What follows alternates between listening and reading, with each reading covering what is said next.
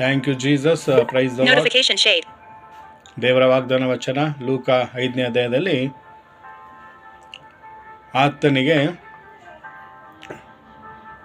ಭಯಪಡಬೇಡ, ಇಂದಿನಿಂದ ನೀನು ಮನುಷ್ಯರನ್ನು ಹಿಡಿಯವನಾಗಿರುತ್ತಿ ಎಂಬುದು. ಹಲ್ಲೆಲೂಯಾ. ಸೊ ಇಲ್ಲಿ ಕರ್ತನಲ್ಲಿ ಪ್ರೀತಿಯ ದೇವರ ಮಕ್ಕಳೇ, ಪೇತ್ರನಿಗೆ ಯೇಸು ಕ್ರಿಸ್ತನು ಆತನ ದೋಣಿಯಲ್ಲಿ ಇದ್ಕೊಂಡು ತನಗೆ ರಾಶಿ ರಾಶಿ ಮೀನು ಹಿಡಿಸಿ ಕೊಟ್ಟಿದಾಗ ಅದನ್ನು ನೋಡಿ ಪೇತ್ರನು ವಿಸ್ಮಯಗೊಂಡು ಯೇಸು ಕ್ರಿಸ್ತನ ಪಾದಕ್ಕೆ ಬಿದ್ದು, ನಾನು ಪಾಪಾತ್ಮ, ನನ್ನನ್ನು ಬಿಟ್ಟು ಹೋಗಿ ಅಂತ ಹೇಳಿದಾಗ ಸೊ ಯೇಸು ಕ್ರಿಸ್ತನ ಆತನಿಗೆ ಹೇಳ್ತಾರೆ, ಇಷ್ಟು ದಿವಸ ನೀನು ಮೀನು ಹಿಡಿಯವನಾಗಿದ್ದೆ, ಇಂದಿನಿಂದ ನೀನೇನಾಗ್ತೀಯ, ಮನುಷ್ಯರನ್ನು ಹಿಡಿಯವನಾಗಿರುತ್ತೆ ಎಂಬುದಾಗಿ ದೇವರ ಆತನಿಗೆ ಹೇಳಿದರು. ಅಂದರೆ ಭಯಪಡಬೇಡ.